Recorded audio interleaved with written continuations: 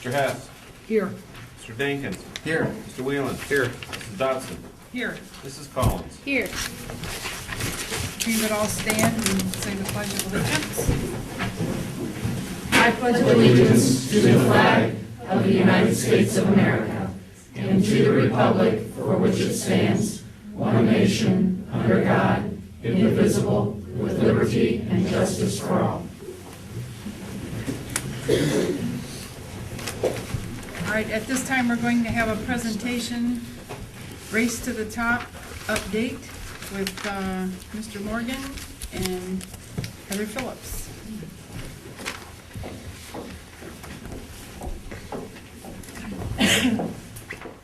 Good evening, I'm Heather Phillips. I'm a teacher at Spring Hill Junior High, I teach math. And Sean Morgan, Assistant Principal at Springfield High School.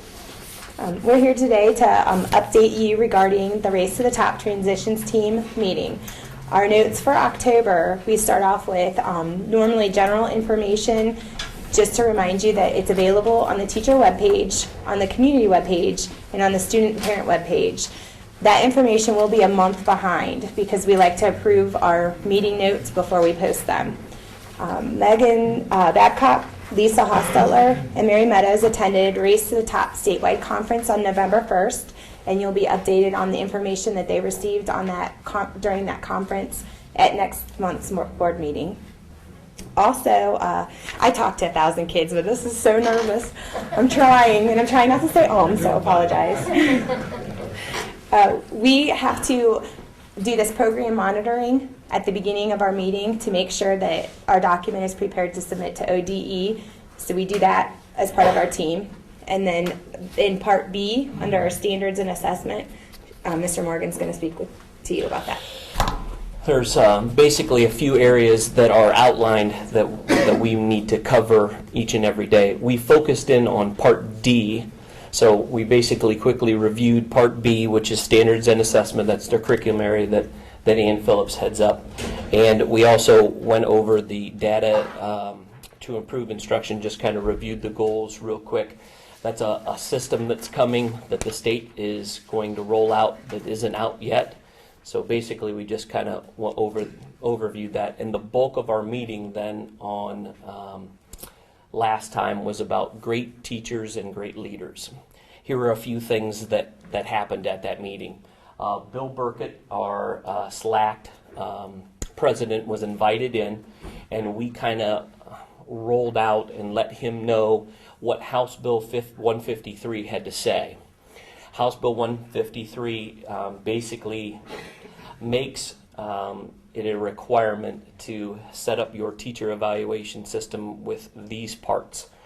50% of the evaluation has got to be student achievement growth. Okay, basically for certain grade levels it would be your AYP, but for others it would be the growth measure that we end up selecting or picking, and those things need to be helped out by the state as well. The other areas is an area of professionalism that still has with it a teacher evaluations that through Race to the Top and House Bill 153 everybody has to have that as a pre-conference, an actual observation, and a post-conference, where if you're an experienced teacher you would have to make your goals at the beginning. We'll assess those goals and talk about them and then review them at the end.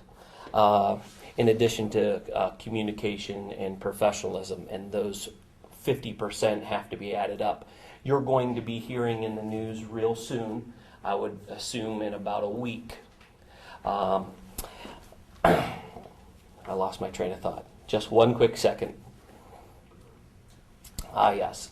You're going to hear the state roll out the OTES, O-T-E-S, evaluation system here that I believe the intern state superintendent's going to roll this out and kind of present. These are some of the things that we've been looking at already. That's what Race to the Top allows us to do. It gives us some financial backing, a grant to help us with some of the things that are coming down from the state. We spent the bulk of the time telling Mr. Burkett what we knew about what was coming. And those are going to be rolled out actually Monday at the Capitol Conference. Like I said, on Monday. Monday's next week, all right. So that's what we did the bulk of the time on the last meeting. And then another thing that we do under Great Teachers and Great Leaders is we're working with our special ed department to make some changes there. One of those things is called PEP. And since my lovely assistant, Heather, had attended, she's more qualified to tell you about it.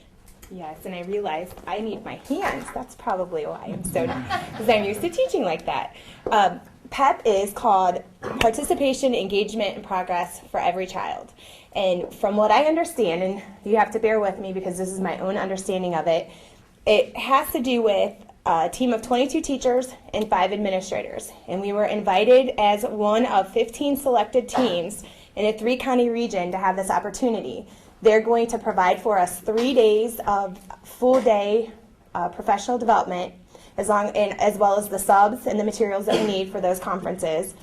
And they're also going to give us a coach to work with every week or as we need. She will connect us, provide us with networking connections with other schools to help us with the questions specifically related to co-teaching. So once again, I think that the co-teaching, this is my second year doing co-teaching, and it is something that is very hard to explain because there's no model for it. And we want a model. We want to know what's it supposed to look like, what's it supposed to sound like, what benefits does it have, and you can't answer that. And I didn't understand it until this year. Being in it 1 year, by the second year, the light bulb goes on and you say, aha.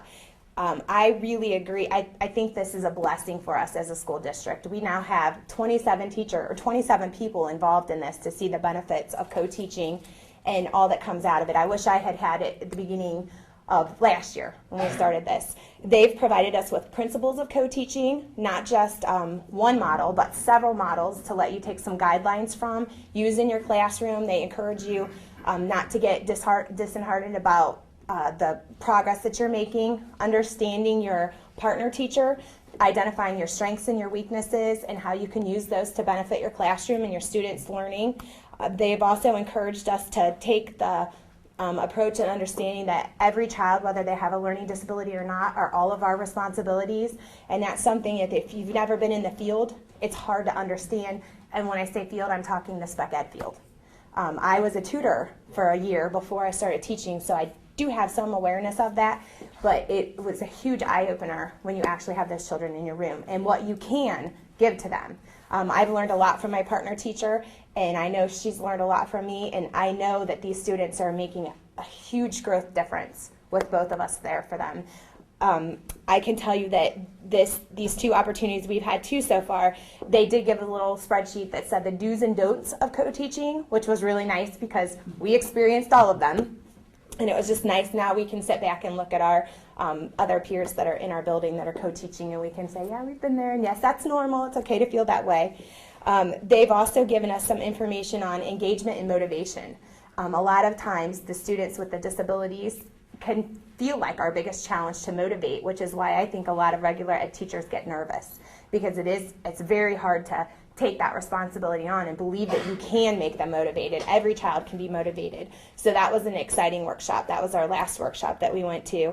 And then finally, just encouraging us to work as a network with other schools for the best practices of how we're going to meet our OIP goals and our AYP goals and just make a difference in our district. Just keep striving in that direction that we need to grow. So that's the part that's connected to our spec ed that we've worked on under the section D. Did you want to ask anything? I did have a quick question in regard to the student achievement growth. Yes, sir. Is that measured from one academic year to the other academic year, or is it measured from the start of the academic year to the end of the academic year? From the start of the academic year to the end. So So students are it tested all, twice, at the beginning of fall and then at the end of spring? you're starting to get in a haze. When I say student growth, the state produces those tests that we have to do, so they're going to compare 1 year to the next year. It may not even be the same student group. Okay. Does that make sense? Kind of. So like, let's say I have a 10th grade OGT test. Next year's 10th graders take it. It's not the same exact students who took the test. That's one example of but there are going to be others, and I'm not sure how they would all be devised. So it doesn't follow that class's academic growth, it follows one year to the next. The example I gave you didn't. There might be other examples that might. I don't have all those answers yet. You ask an excellent question. I just don't have the excellent answer because I don't know yet. Okay? My question won't be that tough, I promise. Sweet. I think, you're hearing a lot about teacher evaluation and stuff, and I think one of the things that people hear the most is that teachers are going to be evaluated on the test. You hear that, it's the test, the test, the test. It's that test that every student has to take. And it's not necessarily correct, based on what you guys are saying. It's not that one-time, one-day test that all of our kids take. It's a progress from start of the school year to the end of the school year. So a kid may have failed that test, but made tremendous progress and still did poorly on the test, but his yearly progress was great.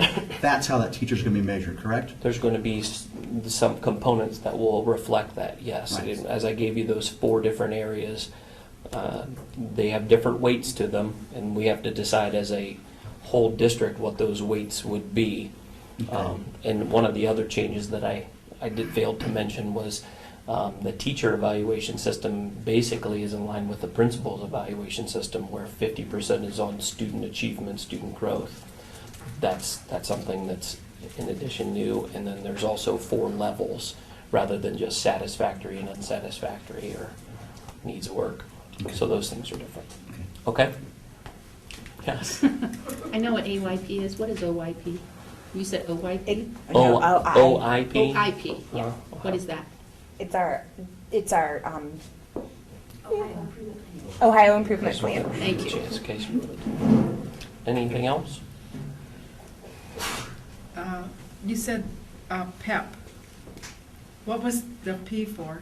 It's I have to look it up. Participation. Yeah, Participation, okay. participation, engagement, progress. Thank you. You're welcome to. Thank you so much. Good job. Thank you.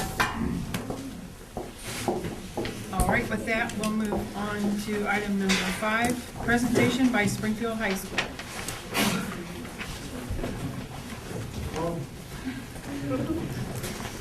Okay, brought a big group with me, so we have some exciting news to talk about from the high school. And we promised we'll only take 5 minutes, because Mrs. Frola doesn't want to lose her job. She promised only 5 minutes, so we'll keep it under 5 minutes. But we're really excited because as part of our High Schools at Work program, we are providing extra help for our students. And we provide extra help Tuesdays and Thursdays after school with study tables.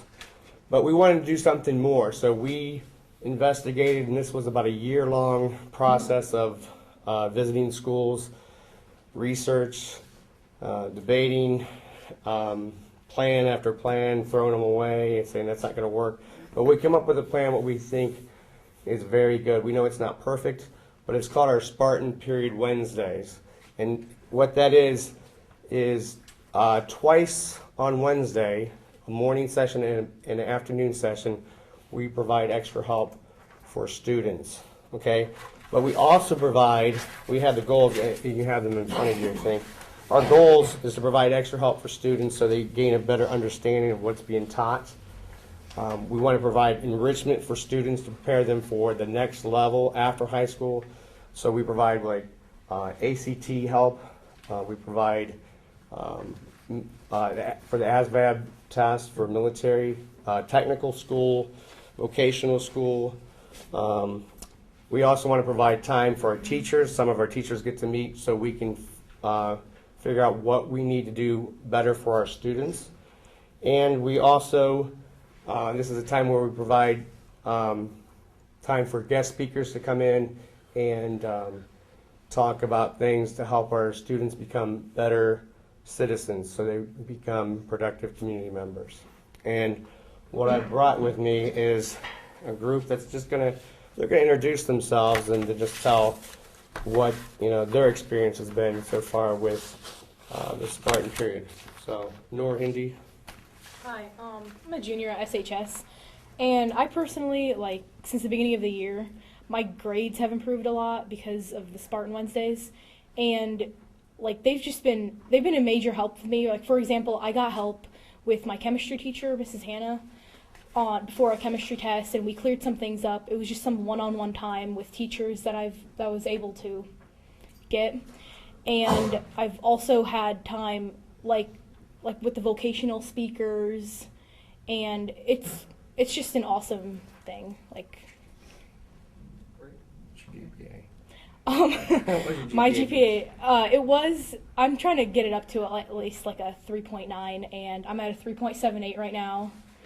And it's improved my grades because I've just a lot, like I never went to the extra help Tuesdays and Thursdays. I never went to those, and I never had time. I do sports. I have things to do after school, but this, like, it makes me actually go and get help with my teachers.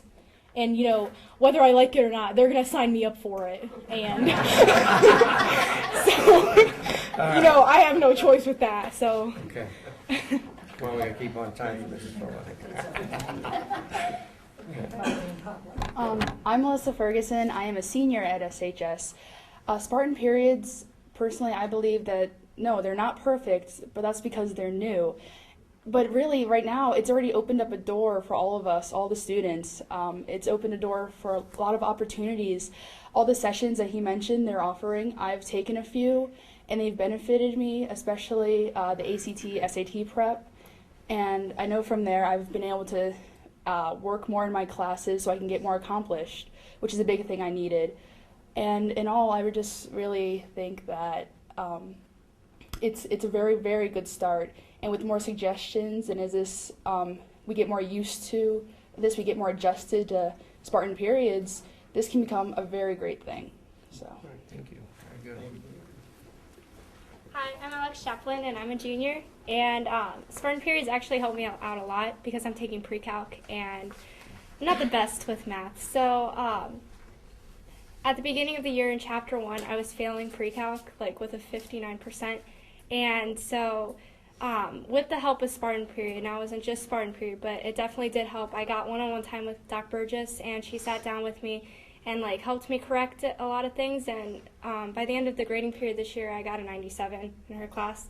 So my GPA this grading period was a 4.33, but Spartan periods have definitely helped. And it kind of like, I want to get good grades before Spartan periods so I can take ACT and SAT prep, because that helps so much. Like, when I first was taking that, I was like, okay, we don't have time for practice tests in 30 minutes because the only practice tests that like they can offer, like, there's no way it could get done. But like Mrs. Freeze gives really, really good tips. Like, she helped me with reading, saying you're not supposed to spend more than 9 minutes on reading and answering the questions, and she's really helped because I need to get a really good score on the UCT. So I took it in June, and I wish I knew the things I knew now before taking it, because I guarantee I would have gotten a better score. But yeah, I really like Spartan periods, so yep.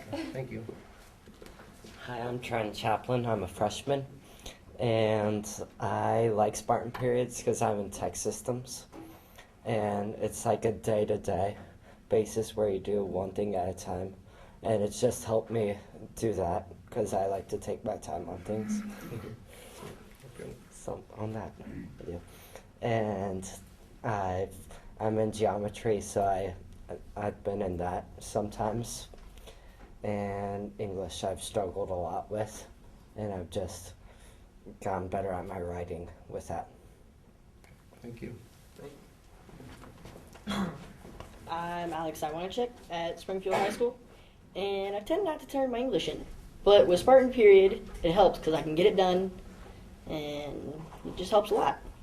And then for geometry, I'm terrible at that. So Spartan period helps me to get my work done and to learn a little bit more about that too. And for science and whatnot, kind of good on that. Good. Anyways.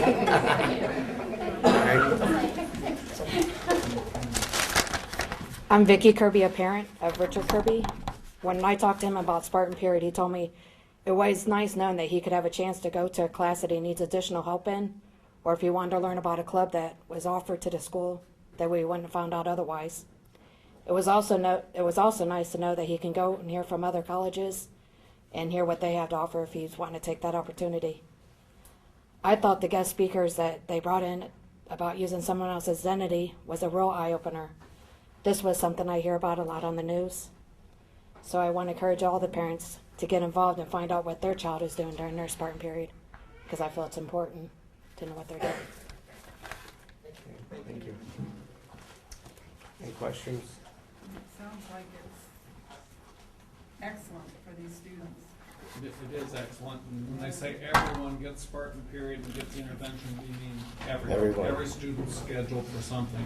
And this was a result of a teacher initiative through High Schools That Work.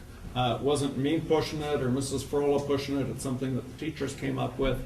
And Matt Graves put lots and lots of work into it, organizing along with Dodie Zabuka and Dustin Boswell. You guys have done a tremendous job. And don't we have wonderful students here? Yes, we do.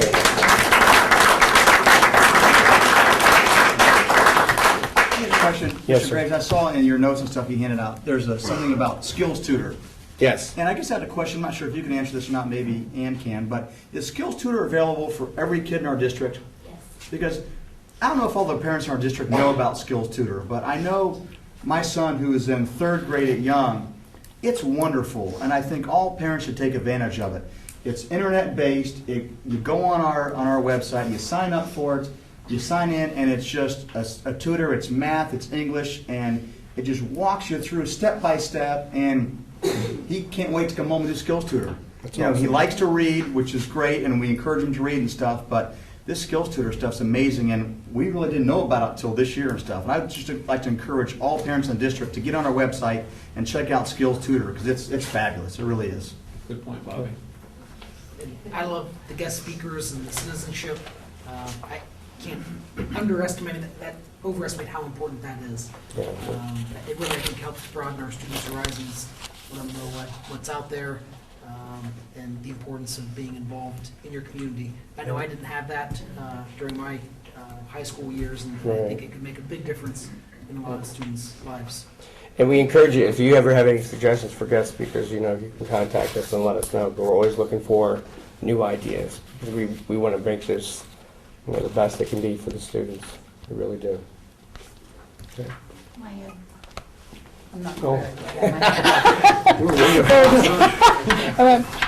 There are a couple of things we put in the packet, and I know everyone can read here, but we included in here are how we get skills or Spartan period in the day. On one side is our regular schedule. It's somewhere buried in there, and then on the back we show you how we've adjusted the lunch times, and we thank our high school cafeteria staff for putting up with us every Wednesday, because we've adjusted their workload too. But so that's how we get it in our day. And then we've also included, like, the focus groups. Matt is the face of a complete high school focus group, a group of teachers that have spent all this time. And I have in here an email from Nancy Roberts, who is, I think, the secretary for the focus group. So if you're interested in, seeing the notes and the things that are done, this is her wiki for focus group. We send it out to all the teachers so everyone knows what is going on in there. And then skills tutor that Mr. Dinkins mentioned, I wanted to highlight that Annie Knight, who is one of our tutors, she works for us, she's an hourly tutor. On her own time, she decided to head up skills tutor and sent this letter out to the staff, and so she's scheduling. You tell me which one of your kids need to learn what. I'll find it and I'll assign them, and we'll go in there. So there are a lot of people doing a lot of work here, and I'm just so proud of them. This schedule is the one we started with in September. Yes. Planned it out for the whole year because we got to know that we can make this go, that it's just not going to be a fluke and then in October we go, oh, what are we going to do? So it's planned out. It's just we tried to add notes here of different things. So if at any time you have questions about anything we wrote on here, one of the things that really I like is that when I walk down the halls, I don't see students sitting out in the hall making up a test that they missed yesterday, and now they're missing today's class because they're out in the Right. hall taking the test. We have a test center every Wednesday, and a teacher mans that, and the tests are all sent there. The kids are assigned there, they take their test, and we return it, and so that's helped. It's helped make me feel better. I don't know if it's helping the kids. But I want to publicly thank the focus group. I want to thank the kids, the students, and Mrs. Kirby. And I want to thank the board for supporting our efforts. You've been hearing about High Schools at Work now for 5 years. So and I put the poster up. There are 10 key practices that are best practices. And we're almost halfway there of getting everything really to the level that needs to. So thank you very much for your support, and thank you, Matt. And I would like to thank Mrs. Furl and Mr. Morgan too. Even though they don't lead it, they've guided us through this whole process the last year. They've let us be part of our flexible scheduling team. It's a group of 12 teachers that we've worked hard on this, and they've guided it. They stood back and let us make our mistakes at the beginning, and we kept throwing in new plans, and they were really patient with us. So I'd like to thank them also. So, okay. Matt, thank you. You guys are making a tremendous difference with our All right. students. Thanks for everything. Thank you. Thank you. Oh, they're gone. Anytime there's something that can improve our students' ability to learn is a good thing. And I appreciate everyone's efforts in that area. All right, with that, we'll move on to item number 6, approval of minutes. It is recommended that the board approve the minutes of the regular meeting of October 18th, 2011. So moved. Second? Roll call, please. Mrs. Dodson. Yes. Mr. Dinkins. Yes. Mrs. Collins. Yes. Mr. Willen. Yes. Mr. Hess. Yes. Motion carried. At this time, we have citizens' comments on agenda items. Are there any at this time? Seeing none, we'll move on to item number 8, payment of bills. It is recommended that the board approve payment of bills for the month of October pending audit. So moved.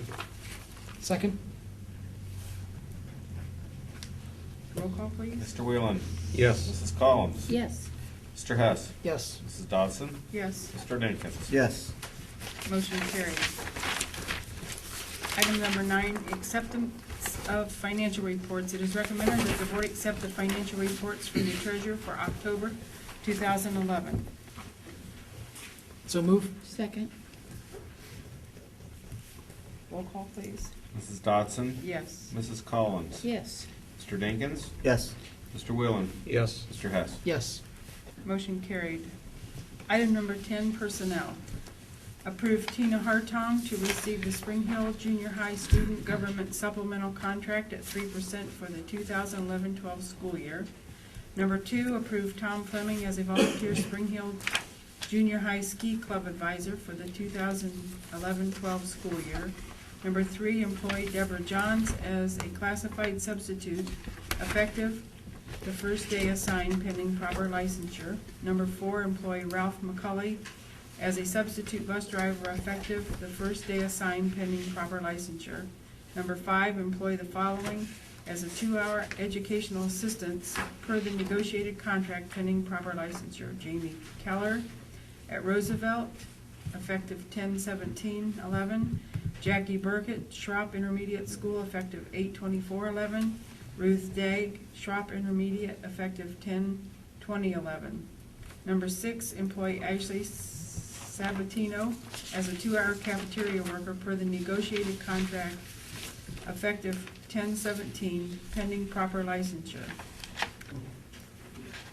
Do we want to go to the addendum? We'll vote on this and then Okay. we'll do the 7. All right, it is recommended that the board accept and approve the above listed personnel items.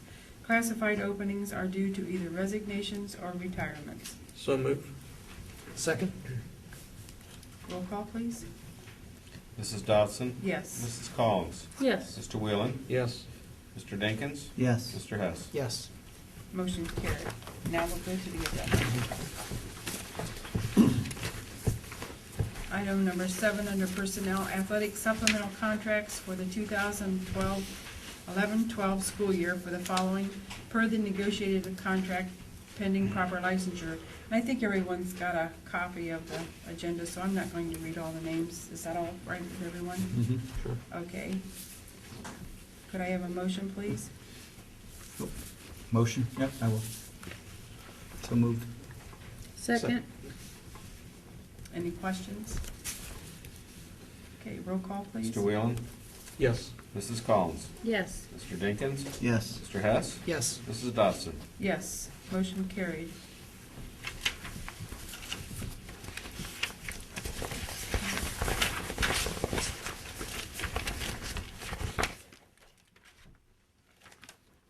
Transportation to other schools? Yeah. 10A.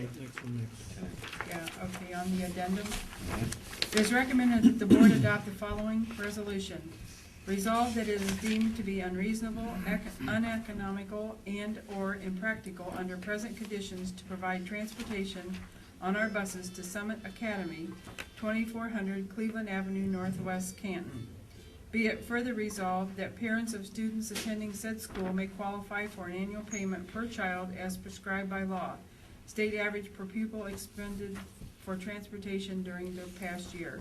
Parents may also qualify by waiving transportation, making application for a D contract, signing same, performing according to the terms thereof, and submitting an invoice at the conclusion of the year. So moved. Second? Roll call, please. Mr. Dinkins? Yes. Mr. Whelan? Yes. Mrs. Collins? Yes. Mr. Hess? Yes. Mrs. Dodson? Yes. Motion is carried. Now we'll go to item 11.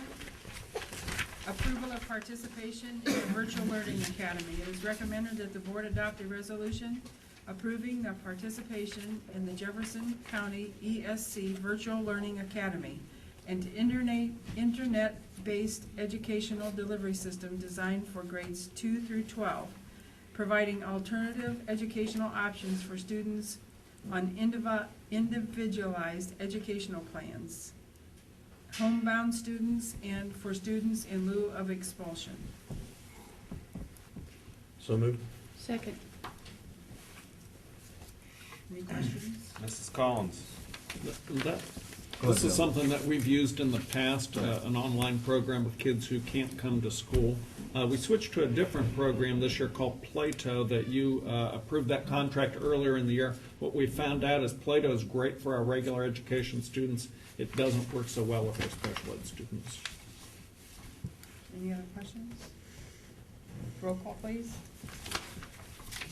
Mrs. Collins? Yes. Mr. Hess? Yes. Mr. Whelan? Yes. Mrs. Dodson? Yes. Mr. Dinkins? Yes.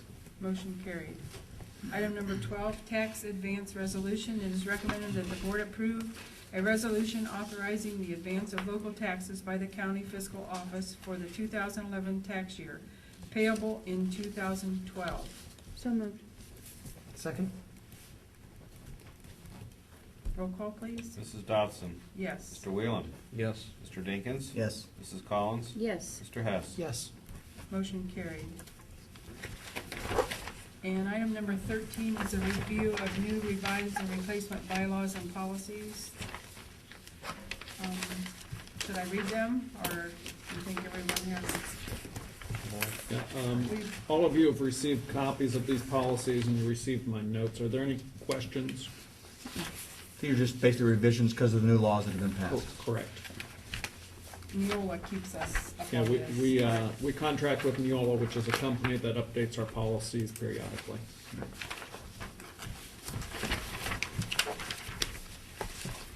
All right, that's just a review, and we'll be voting on them next month? Correct. Okay. All right, item number 14 is the treasurer's report.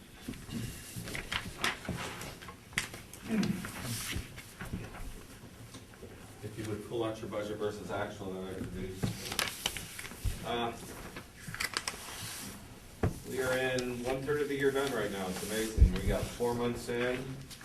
4 months is an accounting term means we have 4 months that are actual expenditures. We still have 8 months of estimates. But again, as I say, each month it's a broken record. Our finances are healthier, and they're getting healthier as each day passes. We're right on track, actually beating this budget by a few $100,000.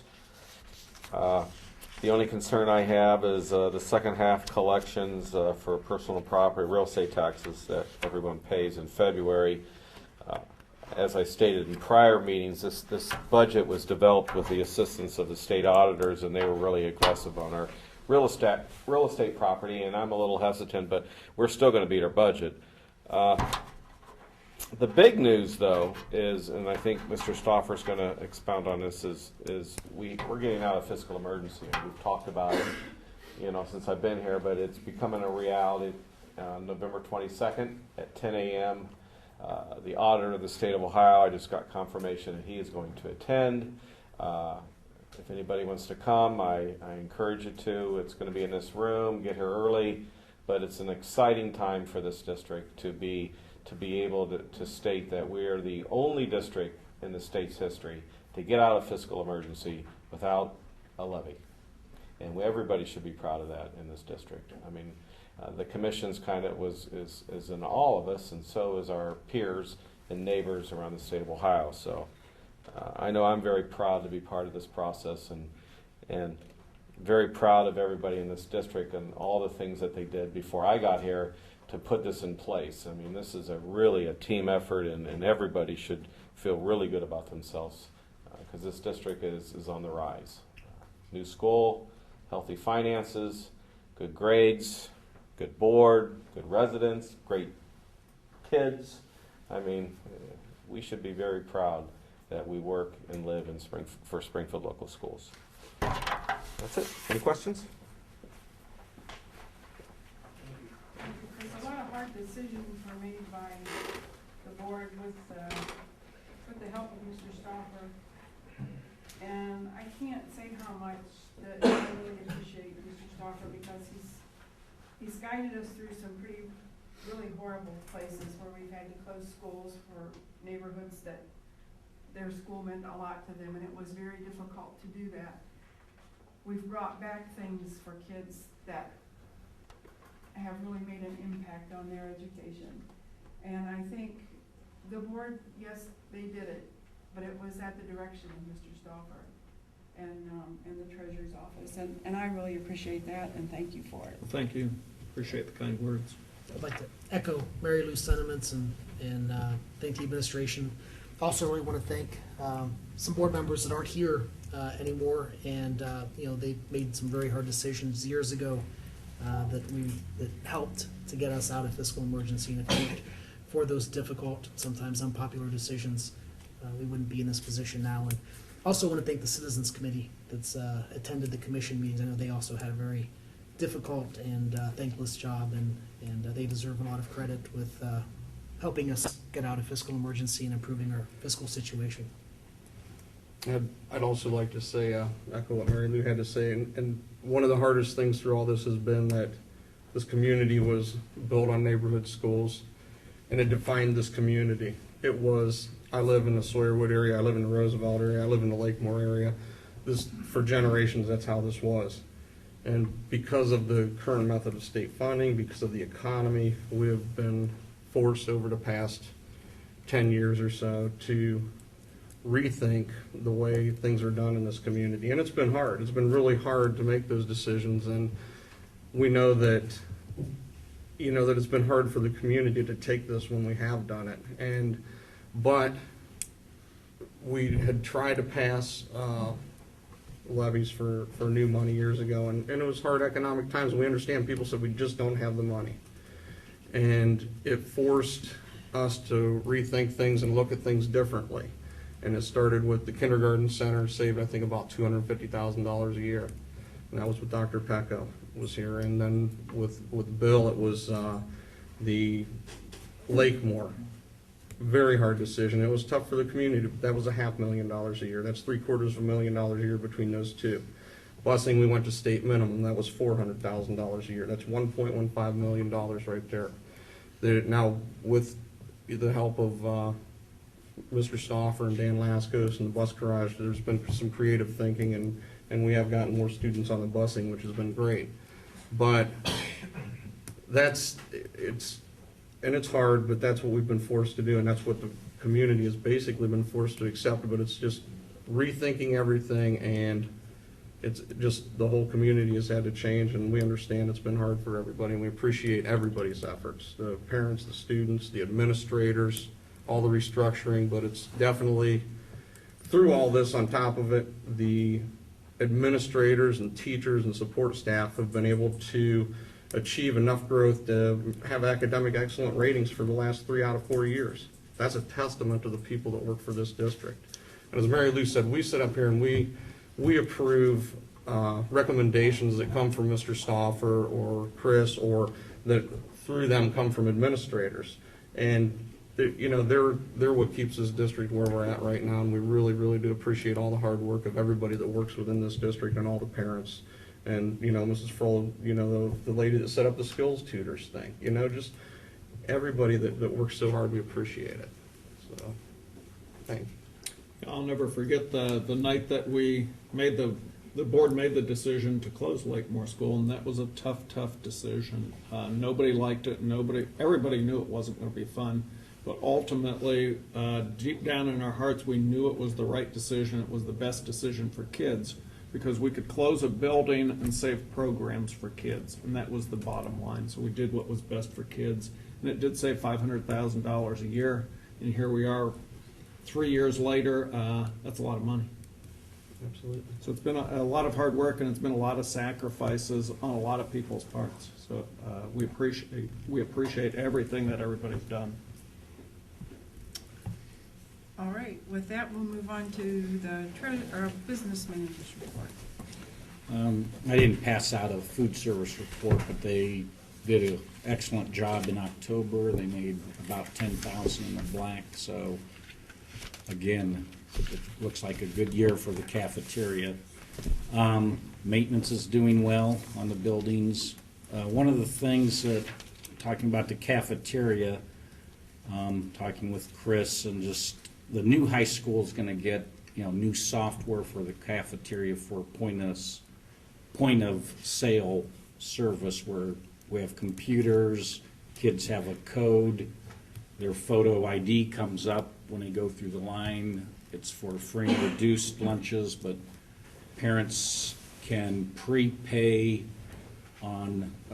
at home on a secure site to put lunch money into the kids' accounts. They can go online, see what the kids are buying daily. It gives nutritional analysis. It just helps out with all the paperwork, and schools that have it have increased participation. So we want to try to look at putting this in the high school this year if possible, and then that system can go right into the new high school, and then we can look at other buildings. But it starts paying for itself as soon as we get it in. So talking with Chris, we're doing well. He said, why don't we, instead of waiting for the new high school, go ahead and get it, and it will start paying for itself. So that's what we're looking at for the next month here. What's the service called?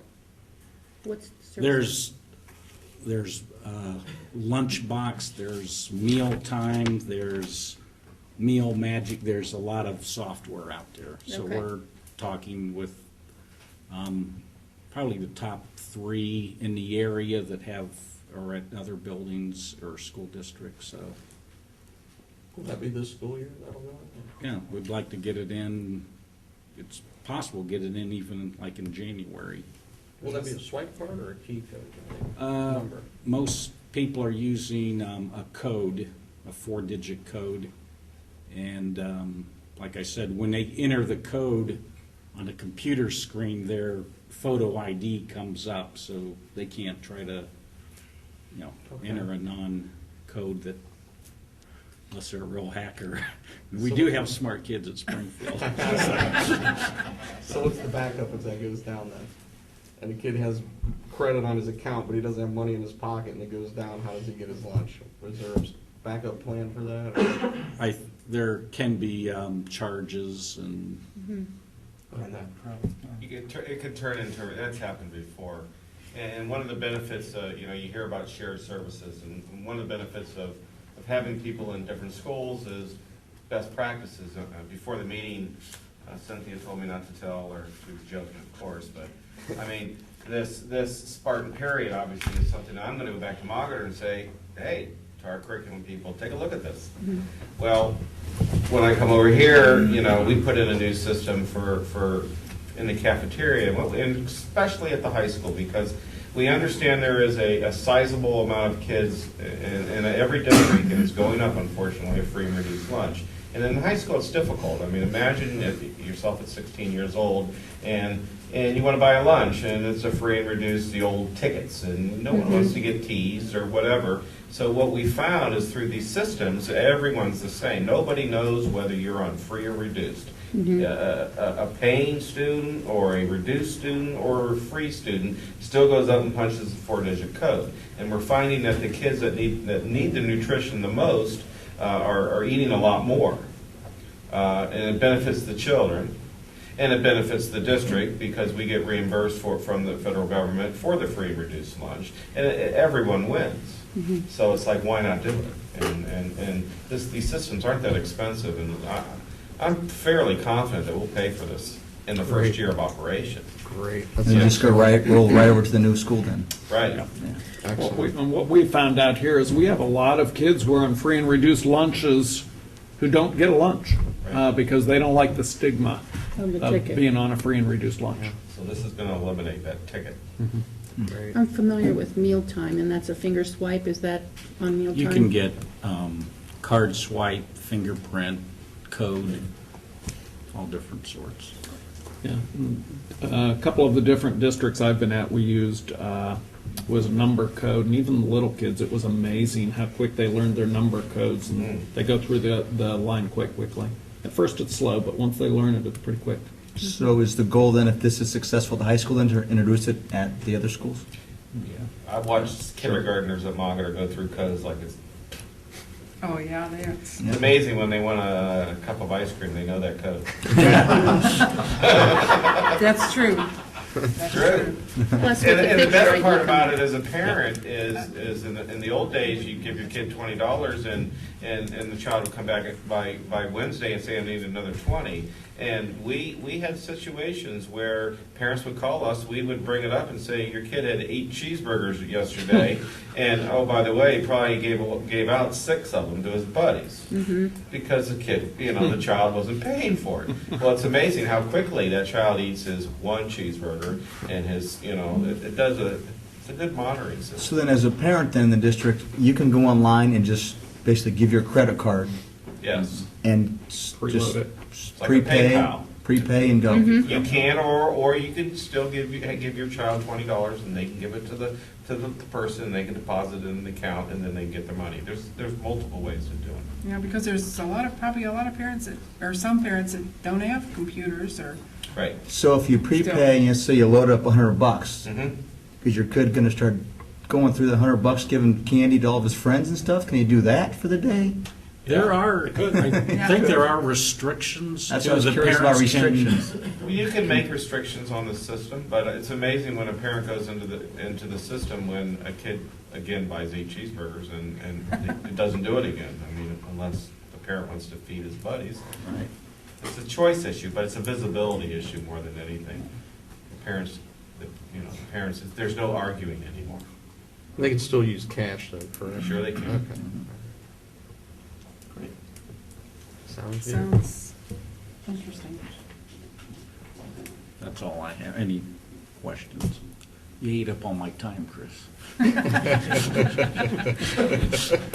All right, with that, we'll go to the superintendent's report. Well, Chris stole most of my thunder with the commission meeting being on the 22nd, and that is going to be a morning of celebration here.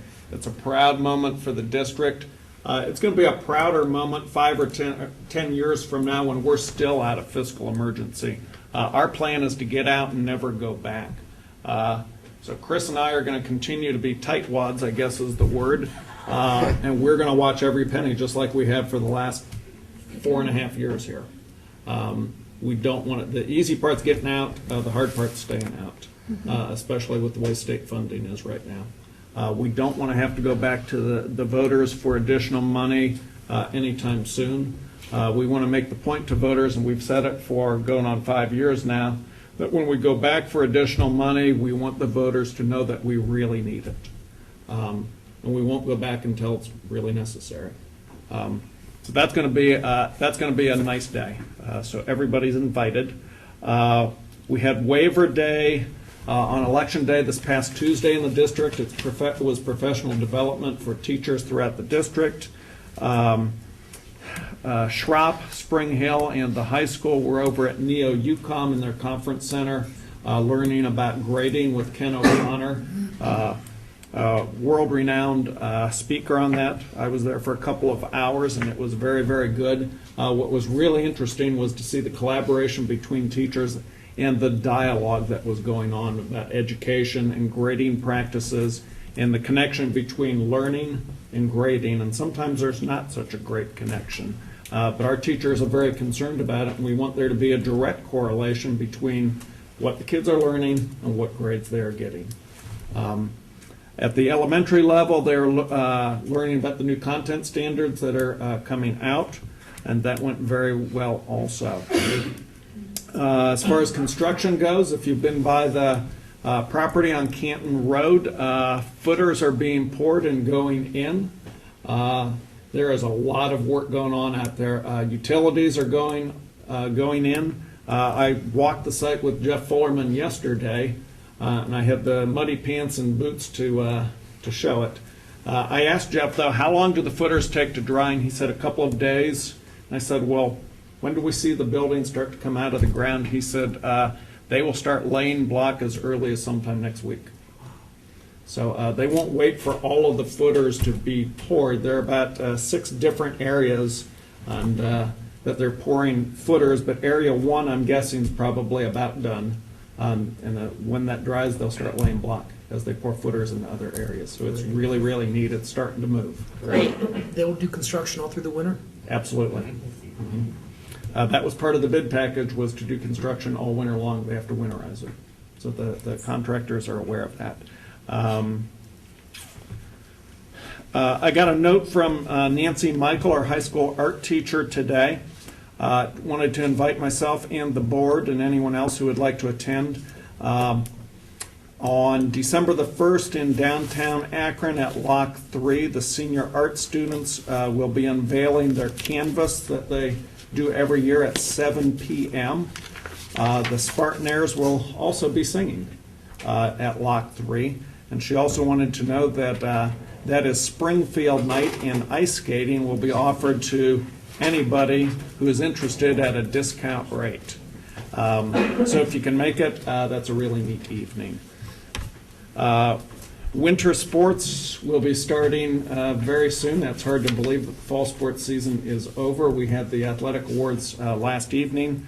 Girls basketball starts at the end of November, boys basketball beginning of December, along with wrestling. So we're off to another season already. The National Honor Society induction ceremony is December the 6th. That'll be over at the Nativity Church, where we had convocation at 7 o'clock that evening. And thank you for the church for hosting that. They have been great neighbors. There's a band concert on December the 13th at 7 o'clock in the high school.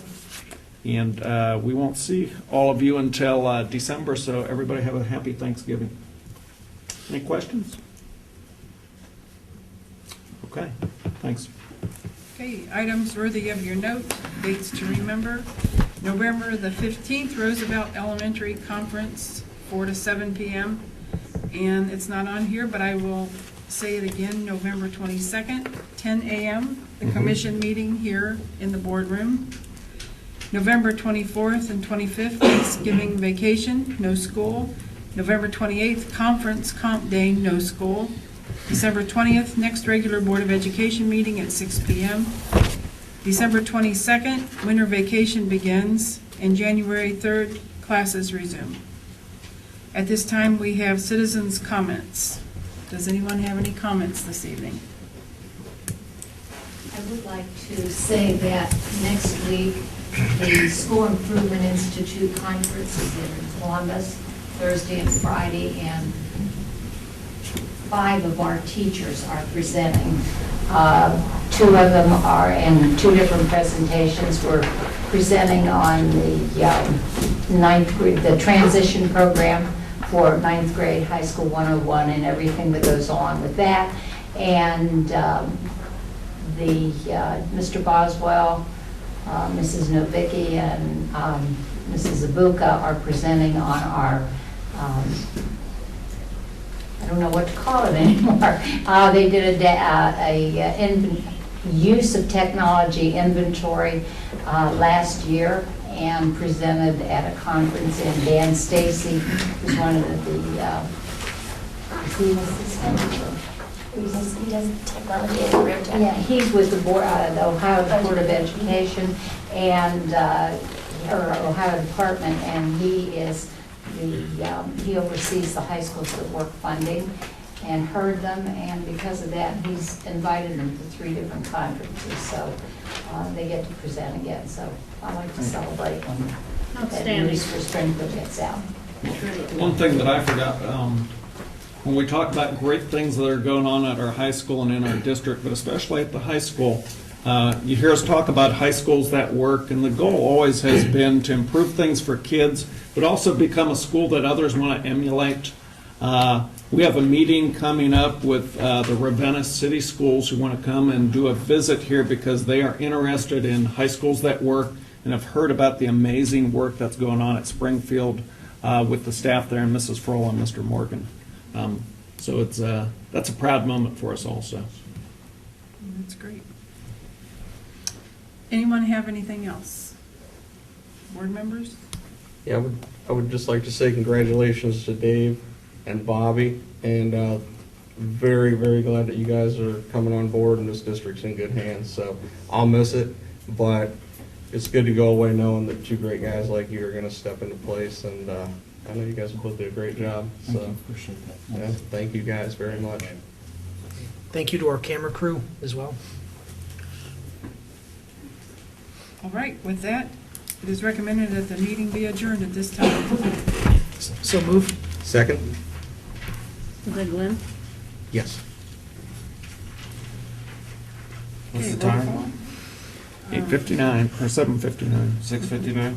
6:59. Third time's the charm.